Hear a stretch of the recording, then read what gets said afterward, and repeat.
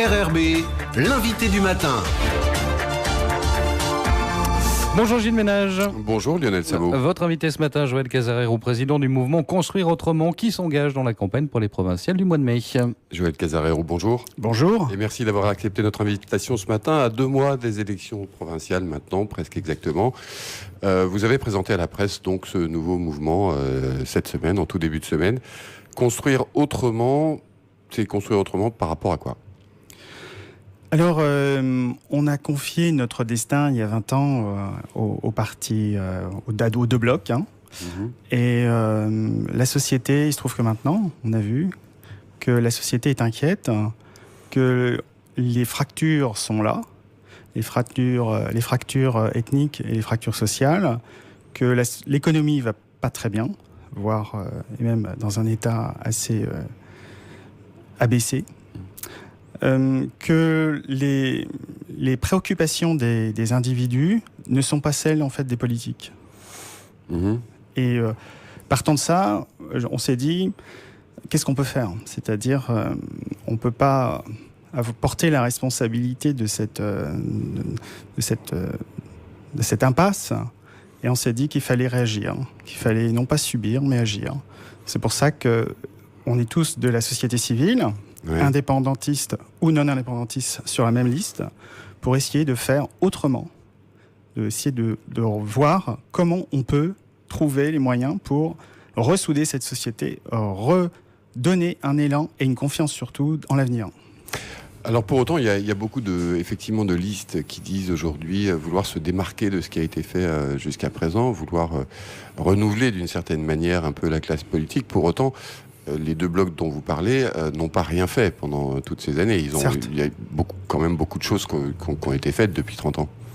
Oui, il y a beaucoup de choses qui ont été faites, heureusement. Mais le résultat est là. Vous avez vu la perte de confiance qu'il y a dans la société. Et dans l'avenir, on voit difficilement les issues. On attend quelque chose comme s'il fallait attendre 2 ans, puis après 4 ans, puis après, etc. Et le problème, c'est qu'on ne se nourrit pas d'espoir. On meurt de faim, généralement, quand on se nourrit d'espoir ou d'illusion. Et l'idée, c'est vraiment de reprendre la main et d'essayer de donner, en fait, une impulsion nouvelle au niveau économique et puis redonner aussi au niveau social de l'inclusion. Là, je vois les problèmes qu'on peut avoir au niveau de l'insécurité routière. 52 morts, 4 fois celui de la France. Au niveau de la violence, des violences interfamiliales. La jeune femme qui s'est fait tuer récemment, ça c'est inacceptable. On ne peut pas construire une société avec ce niveau de violence. Sans parler des jeunes. Les jeunes, on les stigmatise. Mais qu'est-ce qu'on leur propose ? Donc là, il y a vraiment des carences. Et on est là pour essayer de proposer des nouvelles choses, justement autrement, essayer de faire un pas de côté et de voir que l'objectif, en fait, c'est de bâtir une société et pas autre chose. Alors vous étiez, si j'ai bien compris, avant de devenir un mouvement, vous étiez un cercle de réflexion, c'est ça, vous réunissiez entre gens de la société civile pour réfléchir à l'avenir de la Nouvelle-Calédonie, et c'est finalement 2 mois avant le scrutin, on pourrait se dire, tiens, c'est un peu court, d'un seul coup, il y a un mouvement, est-ce que ça veut dire que vous avez discuté avec justement les grands partis avant, vous avez essayé d'intégrer leur liste, ou est-ce que vous avez essayé de discuter, de négocier pour que vos idées soient présentes dans leur programme ?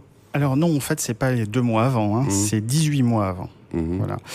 Donc on est parti du constat économique. C'était vraiment une analyse économique au départ, et de se dire en fait que la société elle est bâtie sur un modèle économique. Qu'est-ce qu'on a comme modèle économique ? Qu'est-ce qu'on a comme modèle social qui peut prétendre avoir un avenir ? Est-ce qu'il est soutenable, notre modèle ? Voilà. Donc on a réfléchi, on a fait des propositions, et malheureusement on n'a pas été écouté. Et partant de ça, on a constaté qu'au 4 novembre, à l'issue du scrutin, en fait, finalement, ce qu'on avait prévu, c'est révélé. C'est-à-dire qu'on a une fragmentation, on a même une séparation. On est revenu 20 ans en arrière, et les gens qui portaient les idées d'il y a 20 ans sont encore en place avec le même logiciel. Or, on peut pas, la société a évolué, on peut pas avoir le même logiciel d'il y a 20 ans, il y a 30 ans. C'est pas possible. Là-dessus, il faut redonner une vision, redonner aussi de l'espoir, et rebâtir une société beaucoup plus inclusive. Voilà. Alors, l'une des originalités de votre liste, c'est qu'elle comporte des indépendantistes et des non-indépendantistes. Alors, soyons clairs, en termes d'économie, par exemple, comment vous faites pour concilier les deux visions de l'avenir institutionnel ? Alors ce sont des gens qui viennent d'horizons différents, mais qui ont le même constat. C'est-à-dire que ça ne marche pas. Notre système... Mais c'est une chose de constater que ça ne marche pas, mais d'être d'accord après sur le remède ou comment il faut faire pour... en fait, pour nous, on a déjà bâti en fait une économie indépendante. On est déjà indépendant. Regardez, on a une économie administrée. Et on a une société qui, malheureusement, il y a une injustice, il y a un écart des revenus qui est énorme. Si on regarde juste le coefficient de Gini, on est entre le Mexique et la Turquie. Donc c'est quand même assez ahurissant, quoi. On est indépendant économiquement, mais pas sans les subsides de la métropole, quand même. Bien sûr, la différence entre les indépendantistes et les non-indépendantistes, c'est le niveau d'accompagnement. Les uns veulent un accompagnement à long terme, les autres veulent un accompagnement perpétuel. Mais l'horizon économique, on l'a. On l'a déjà, on a tous les éléments pour bâtir une économie, donc une société. Et la société doit être plus inclusive et plus juste. Et quelle est votre vision de l'avenir institutionnel alors? Comment vous en discutez entre vous? Eh bien, pour nous, ce n'est pas le problème. Le problème, c'est de savoir comment est-ce qu'on va manger demain. C'est pas le problème, mais il y a des échéances qui sont prévues. Oui, mais regardez au niveau économique, demandez à un chef d'entreprise s'il a une vision supérieure à 6 mois. Demandez à quelqu'un qui va peut-être perdre son emploi s'il est confiant en l'avenir. C'est ça les problèmes du jour, c'est ça les problèmes des gens. C'est pas de savoir si on va avoir ça ou ça, c'est d'avoir des idéologies. Nous, on est vraiment pragmatique, c'est sur le domaine du réel, sur lequel on n'est pas sur le domaine de l'idéologie, voire de l'idéalisme. Or là, on nous pose des questions sur des idéologies. Le problème, il n'est pas là. Le problème, c'est de savoir comment on va boucler les fins de mois. Alors, qu'est-ce que vous proposez justement pour... est-ce que vous avez fait une liste de propositions? Est-ce que vous avez un programme? Est-ce que pour résoudre toutes ces carences dont vous parlez? Oui, on a un programme qui est assez dense, qui sera donné prochainement. Mais on a 3 axes. Le premier axe, c'est de redonner une éthique politique. Le deuxième, c'est de... Ça veut dire quoi, une éthique politique? Eh bien, c'est d'avoir de l'exemplarité. Oui. Pas de casier judiciaire vierge, pas d'histoire avec la justice, redonner de la responsabilité. Il faut pouvoir voter des budgets où on a les ressources derrière. Il faut aussi faire ce qu'on dit et dire ce qu'on fait, c'est-à-dire rendre compte au public et évaluer aussi les politiques publiques. C'est bien beau de donner des idées, des directions, mais si on n'évalue pas, on ne sait pas dans quel sens on va, si c'est bien ou si c'est pas bien. Voilà, il y a tous ces éléments-là qui font qu'en fait, il faut redonner de l'éthique et de la responsabilité au niveau politique, au sens noble du terme. Voilà.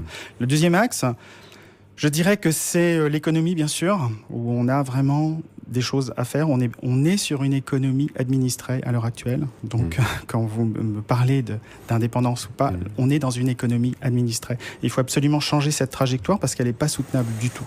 Ça veut dire plus de libéralisme, ça veut dire plus ça veut dire plus d'équité sociale, ça veut dire beaucoup plus, ça veut dire libérer le travail, ça veut dire moins de réglementation, ça veut dire redonner l'esprit d'entrepreneuriat. Et tout ça, ça n'est pas fait à l'heure actuelle. Le troisième point, c'est la jeunesse. C'est-à-dire comment on peut guider, comment on peut éduquer la jeunesse. Aujourd'hui, on dépense 100 milliards dans l'enseignement par an et on a 700 jeunes qui sortent du système scolaire, 18% d'illettrisme. Et après, on s'étonne qu'il y a des problèmes au niveau de la délinquance juvénile. Il faut d'abord traiter ce problème-là. La jeunesse, c'est notre avenir, quoi qu'il arrive. Donc il faut la traiter. Et il y a des moyens pour la traiter.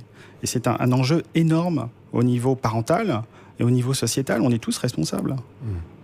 Alors le fait d'avoir sur votre liste des membres de la société civile, pour vous, c'est un avantage ou un inconvénient? Je dirais que c'est un énorme avantage parce que justement, si on veut renouveler l'éthique politique, on ne veut pas en faire des professionnels. L'idée, c'est qu'on n'est pas des professionnels. Et que le fait de pouvoir rendre compte aux citoyens, le fait de pouvoir remonter des idées de la base, c'est très important. On n'est pas dans une sphère où on essaye de défendre nos postes pour pouvoir se faire réélire. C'est ça l'objectif, c'est de se dire comment est-ce qu'on peut résoudre les problèmes avec ce qu'on a, avec ce qu'on est, et qu'on peut apporter à la société quelque chose qui peut lui donner une vision, et comme Monsieur Tout-le-Monde finalement. On est Monsieur Tout-le-Monde. Donc votre programme est quasiment bouclé, vous allez le rendre public dans quelques jours, c'est ça? Oui, c'est ça, oui. Et votre liste, elle est bouclée aussi. J'imagine que vous allez présenter une liste en province sud. On va présenter qu'une liste en province sud. C'est pas l'envie qui nous manque d'en présenter ailleurs. On a des demandes, mais on ne peut pas matériellement, puisqu'on est amateur entre guillemets, on ne peut pas matériellement le faire aujourd'hui. Joël Casarero, merci d'avoir accepté notre invitation ce matin. Merci beaucoup. Merci.